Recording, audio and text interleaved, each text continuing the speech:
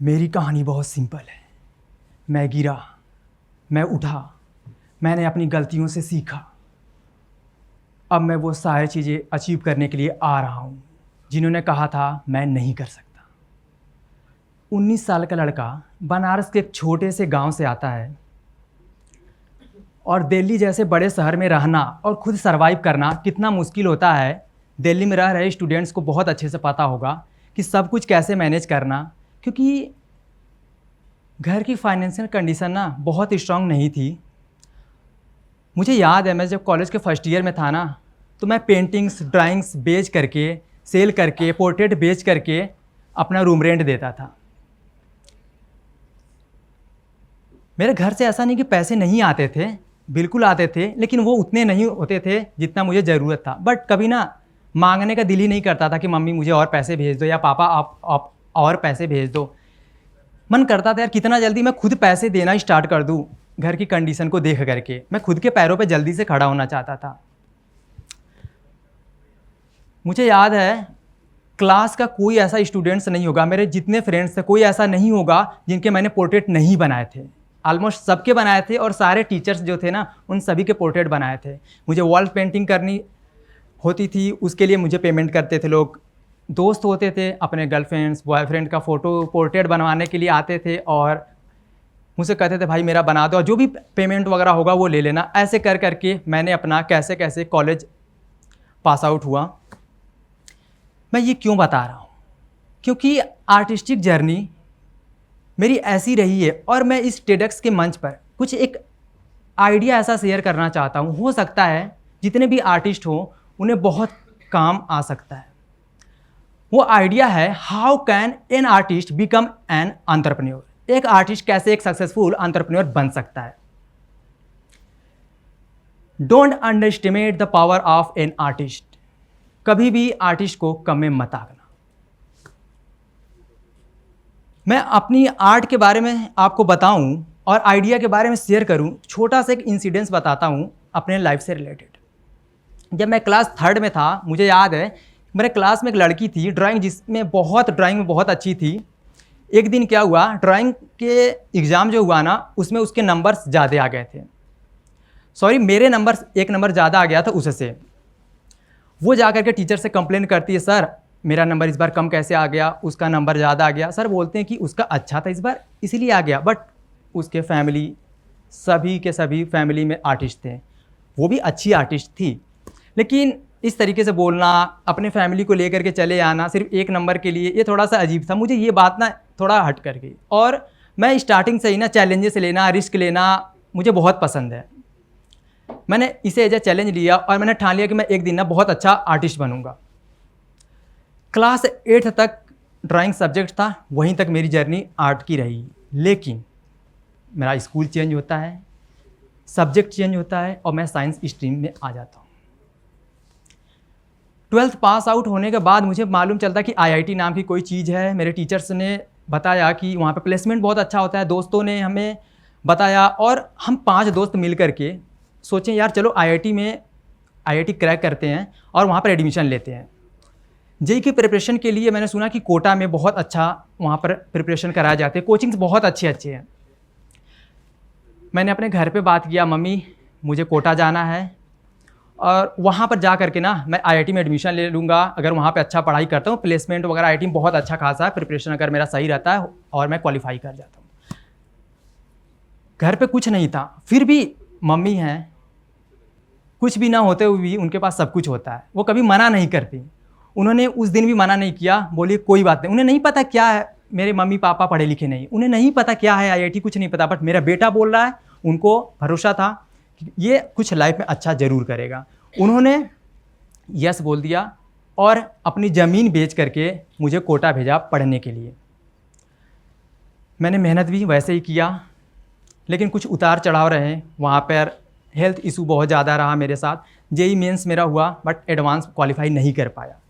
मेरे लिए एकदम शॉकिंग, अब क्या होगा नेक्स्ट। मेरा जो सपना था, मैंने जो ड्रीम देखे थे, मैंने विश्वास किया था, मैंने एक्ट भी करा, बट रिजल्ट वैसा नहीं था। मैं थोड़ा सा रुक सा गया। फिर मेरे अंदर से आवाज़ आई, नहीं रुका हुआ है सफ़र में मगर हौसला परवान पर है, रुका हुआ है सफ़र में मगर हौसला परवान पर है, अभी उड़ा नहीं है परिंदा मगर नज़र आसमान पर है। मैंने DU में एडमिशन के लिए अप्लाई किया और मैं DU चला गया। कॉलेज के फर्स्ट ईयर में मैंने देखा यार सभी के सभी यहाँ पर जितने स्टूडेंट हैं, मेरे सभी दोस्त हैं ना, कोई सोसाइटी ज्वाइन कर रहे हैं, लेकिन मैं तो सोसाइटी के बारे में जानता नहीं हूँ क्या है सोसाइटी। मुझे तो स्टेज भी कभी नहीं मिला या मुझे ऐसी अपॉर्चुनिटी नहीं मिली। NSS NCC dance society, debate society क्या होता है मुझे कुछ नहीं पता। जो डांस में अच्छा है वो डांस में जा रहा है, जो सिंगिंग में अच्छा है सिंगिंग में जा रहा है, जो जिस फील्ड में अच्छा कर रहा है, जिसका पैशन है उसमें जा रहा है। बट मैंने देखा यार मैं भी तो कभी आर्ट करता था, बट यहाँ पर तो कोई सोसाइटी ही नहीं है। तो मैंने खुद फर्स्ट ईयर में ही एक फाइन आर्ट सोसाइटी फॉर्म करी राजधानी कॉलेज में, जो कि दिल्ली यूनिवर्सिटी में है। वो फाइन आर्ट सोसाइटी आज भी चल रहा है और आने वाले हमेशा टाइम तक चलता रहेगा जब तक राजधानी कॉलेज चलता रहेगा। मेरे लिए एक ये बहुत ही बिग अचीवमेंट्स था, क्योंकि वहाँ से ना मेरी लाइफ चेंज हुआ। मैंने बहुत अपने आप को एक्सप्लोर करना स्टार्ट किया, लोगों से मिलना स्टार्ट किया, स्टेज हमें मिला, बहुत सारे मतलब ओवरऑल मैंने अपने आप को एक्सप्लोर करना स्टार्ट कर दिया। क्योंकि एक हिंदी मीडियम से आकर के स्टूडेंट्स दिल्ली जैसे बड़े शहरों में और DU में एडमिशन लेता तो बहुत सारे मुश्किलों का सामना करना पड़ता। मेरे साथ भी हुआ, मेरे साथ कुछ ज़्यादा ही हुआ। मुझे याद है कॉलेज के सेकेंड ईयर स्टार्टिंग यानी कि थर्ड सेमेस्टर में मैं प्रिंसिपल सर के पास जाता हूँ और बोलता हूँ सर मुझे ना 24 घंटे लगातार पेंटिंग करना है और रिकॉर्ड बनाना है। सर मुझे ऐसे देखते हैं, बोलते हैं अरे क्रेजी, तुम्हें पता है तुम क्या बोल रहे हो, कर भी पाओगे? 24 घंटे बिना खाए पिए बिना हाथ रोके 24 घंटे पेंटिंग करोगे, भी फेस्ट में स्टेज पे, कैसे कर पाओगे? कभी किए हो? मैंने बोला सर मैंने कभी नहीं किया, और सच बता रहा हूँ दोस्तों मैंने कभी नहीं किया था। लेकिन सर बोलते हैं ठीक है, मेरे जिद करने के बाद सर मानते हैं, लेकिन बोलते हैं तुम एक काम करो 12 घंटे करके दिखाओ, अगर तुमने 12 घंटा कर लिया ना तो मैं मान लूँगा कि तुम 24 घंटे कर सकते हो। फरवरी का महीना था, फेस्ट का टाइम था, और फेस्ट के फर्स्ट डे मैं सुबह 9 बजे से लगा और पेंटिंग करता गया 9 बजे 10 बजे, रात की 9 बज गए, बिना खाए पिए बिना हाथ रोके मैं लगातार पेंटिंग करते जा रहा था। मेरे दोस्त रात के 9 बज गए 10 बज गए, मैं रुक नहीं रहा हूँ। मेरे दोस्त बोल रहे हैं राजेश तुमने कर लिया बस करो अब रुक जाओ, लेकिन मैं नहीं रुक रहा था। उन सारे दोस्तों को मैं थैंक्स बोलना चाहूँगा, वो बहुत मेरे साथ उन्होंने कोऑपरेट किया, वहाँ पे सपोर्ट किया, मेरे साथ रहें, रात तक खड़े रहें। फिर भी मैं नहीं रुका। 12 घंटे से भी ज़्यादा हो चुका था, 11 बज चुके थे, 11:30 के करीब आ रहा। प्रिंसिपल सर का कॉल आता है, बोलते हैं सर कि राजेश बेटे अब तुम रुक जाओ, तुम मेरे बेटे जैसे हो, तुमने कर दिखाया, 12 घंटे नॉन स्टॉप पेंटिंग किया और रिकॉर्ड बनाया, अब तुम रुक जाओ, मौसम भी वैसा नहीं है, तुम्हारा हेल्थ इशू हो जाएगा, तुम्हें तबीयत ख़राब हो जाएगी, तुम मेरे बेटे जैसे हो। मुझे ये बात बहुत अच्छी लगी। एक टीचर्स ना कभी भी अपने स्टूडेंट्स को ऊपर ही देखना चाहते हैं, हमेशा चाहते हैं कि मेरा स्टूडेंट्स हमेशा एक लेवल पे जाए, हमेशा हमसे आगे जाए। उन्होंने हमेशा सपोर्ट किया। मैं उस दिन से मैंने 12 घंटे लगातार नॉन स्टॉप पेंटिंग किया, रिकॉर्ड बनाया। मेरे लिए बहुत ही एक लाइफ चेंजिंग मोमेंट्स था, वहाँ मेरा लाइफ चेंज होता है। कॉलेज ख़त्म होता है, लॉकडाउन स्टार्ट हो जाता है। जैसे लॉकडाउन स्टार्ट होता है ना, जैसे मैंने ऑलरेडी बता चुका था कंडीशन घर पे कैसा था, ऑनलाइन सब कुछ स्टार्ट हो जाती है, ऑफलाइन सब कुछ बंद। मैंने सोचा यार अब मैं यूपीएससी की प्रिपरेशन करता हूँ, लेकिन उसके लिए भी कोचिंग जाना पड़ेगा। मुझे पता थी मेरी कैपेबिलिटी, मेरी औकात मुझे पता थी कि मैं कर पाऊँगा, वो भी बिना कोचिंग के तो नहीं कर पाऊँगा, तो मुझे कोचिंग लेना ज़रूरी था। बट उसके लिए भी पैसे नहीं थे। मैंने कहा हटाओ, नहीं करना है जॉब, नहीं करनी, अब मुझे खुद का कुछ स्टार्ट करना है, अब मुझे बिजनेस करना है। मैंने एक इंस्टाग्राम पेज ऑन करा, खुद बनाया, और वहाँ पे ना मैंने आर्टिस्ट को इन्फ्लुएंस करना स्टार्ट किया, प्रमोट करना स्टार्ट किया। और देखते ही देखते जब ना मैं खुद पे फोकस कर रहा था कि मैं पेंटिंग घर पे बना रहा हूँ, या मेरे जैसे जितने भी आर्टिस्ट हैं ना इंडिया में या विदेशों में, सिर्फ अकेले एक जगह पर बैठ के बना रहे हो 2 घंटे 4 घंटे, कोई जानने वाला नहीं है। आप रील अपलोड करोगे, इंस्टाग्राम फेसबुक तक ही सीमित रह जाओगे। या बहुत ऐसे भी लोग हैं जो बहुत फेमस भी हुए हैं, लेकिन उन लोगों का क्या जो बिगिनर्स हैं, और उन लोगों का क्या जो बहुत एवरेज हैं, वो तो नहीं ग्रो कर पा रहे हैं। और हमारे पेरेंट्स जो है ना, वो सोचती है बोलते हैं क्या कर रहे हो, पेंटिंग्स ड्राइंग्स ये सब क्या करो, इसमें कोई कैरियर नहीं है, पढ़ाई लिखाई करो, ये सब टाइम पास है। लेकिन मैं किसी के नहीं सुना। मैं आपको बता दूं, मैं मैथ ऑनर्स का स्टूडेंट्स, मेरा ग्रेजुएशन बीएससी मैथ ऑनर्स से था, और मैं आर्ट में क्या कर रहा था मुझे भी नहीं पता। मैं 8th तक ही आर्ट था, बट अब भी मैं लेकर के आ रहा हूँ। और इतना चेंजेस मेरे साथ अभी हुआ, मैं बता रहा हूँ लॉकडाउन के बाद। जैसा मैंने बोला, मैंने जब अपना चीज़ें स्टार्ट करी ना, मैं सभी आर्टिस्ट को इन्फ्लुएंस करना स्टार्ट किया, प्रमोट करना स्टार्ट किया। इंडियंस एंड फॉरेनर्स आर्टिस्ट को मैं जैसे इन्फ्लुएंस करना स्टार्ट किया, उन्हें कैसे आर्ट में आप करियर बना सकते हो, कैसे उन्हें लाइव वेबिनार सेमिनार ये सब कराने लगा। 1.5 साल के अंदर अंदर मैंने 25 लाख रुपए अर्न करा। यहाँ से शुरू होती है मेरी एंटरप्रेन्योरशिप की जर्नी। एक आर्टिस्ट एक एंटरप्रेन्योर बन सकता है। यहाँ से मैंने बहुत सारी चीज़ें करी। मैंने एक अपना ऐप भी लॉन्च करा, जहाँ पर एजुकेशनल तथा स्किल पर वर्क किया जाता है, बच्चों को सिखाया जाता है। और आर्टिस्ट के लिए भी एक प्लेटफॉर्म बनाया। जैसा मैंने बोला, कॉलेज में ना जो मुझे दिक्कतें का सामना करना पड़ा था ना, कि सिर्फ पेंटिंग एक जगह पर बैठ करके बना करके दे रहे हैं, पोर्ट्रेट बना करके बेच रहे हैं, यार वहीं तक तो मुझे नहीं रहना था, मुझे कुछ बड़ा करना था। तो अगर मैं ऐसा सोच रहा हूँ तो मेरे जैसे कितने आर्टिस्ट होंगे इंडिया में, जो उनके सपने तो सपने ही रह जा रहे हैं, या घर वाले के ताने सुन करके वो रह जा रहे हैं। क्यों ना मैं एक ऐसा प्लेटफॉर्म बनाऊँ जहाँ पर आर्टिस्ट को, मैं तो ग्रो हो ही जाऊँगा, सबको लेकर के चलता हूँ। और मैंने प्लेटफॉर्म बनाया और सभी आर्टिस्ट को नेटवर्किंग स्टार्ट किया, एग्जीबिशंस किया, वेबिनार कराया, सेमिनार कराया, और सभी को एक साथ ले करके आगे बढ़ा। और मेरे प्लेटफॉर्म पे आर्टिस्ट आकर के आर्टवर्क्स बाई कर सकते हैं, सेल कर सकते हैं, क्योंकि सिर्फ इंस्टाग्राम फेसबुक तक आप सीमित नहीं रह सकते। आपको आगे बढ़ना होगा, आपको वेबसाइट क्रिएट करना होगा। तो मैं कुछ आइडिया बताता हूँ कि कैसे एक आर्टिस्ट अगर अपने आर्टिस्टिक स्किल के अलावा बिजनेस माइंडसेट के थ्रू थोड़ा सा अपने को कंबाइन कर लेना, तो लाइफ में बहुत अच्छा कर सकता है। एक आर्टिस्ट अगर उसकी बात करें कि उसके अंदर क्या क्वालिटी डेवलप कर ले कि बहुत ही अच्छा बिजनेस कर सकता है।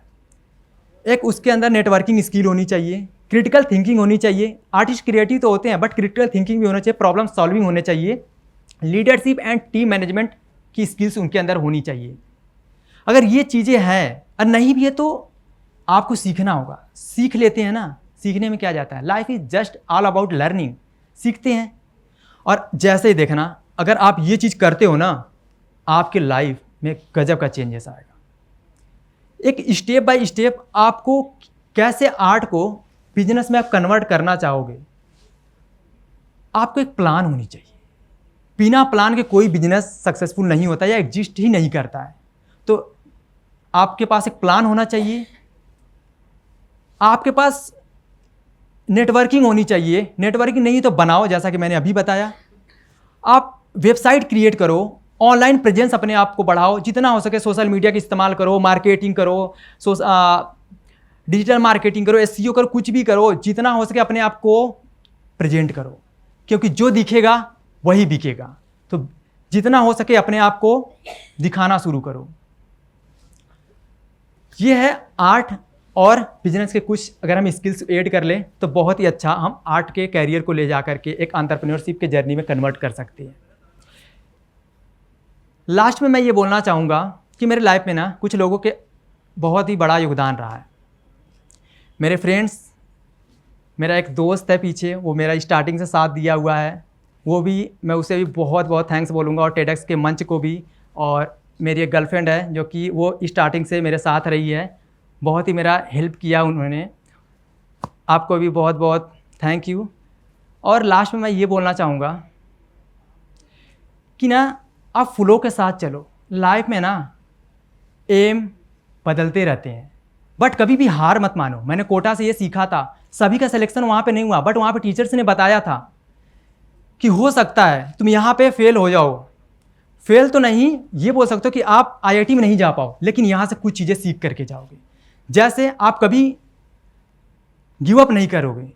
यहाँ पर जिस तरीके से प्रेशर है ना, फैमिली का प्रेशर, टीचर्स का प्रेशर, बहुत कुछ है माइंड में लेकर के यहाँ पर पढ़ने आए हो, वो चीज़ें आप ना तप रहे हो, आप अपने आप को ना स्ट्रांग बना रहे हो।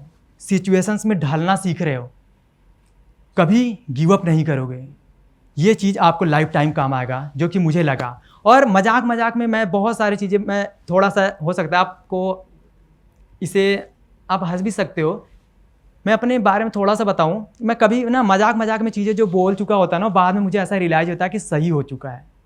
मेरे दोस्त बोलते हैं कि यार तुमने ना मजाक मजाक में ये चीज़ें बोला था और ये सही हो गया। जैसे मैं बताता हूँ, याद है मुझे कॉलेज में एक मेरी फ्रेंड थी स्टेज पे, वो अच्छी सिंगर है। मैंने उससे बोला यार एक गाना सुनाना, बहुत अच्छा तुम सिंगिंग करते हो। उसने मना कर दिया, अरे नहीं मैं नहीं सुनाऊंगी।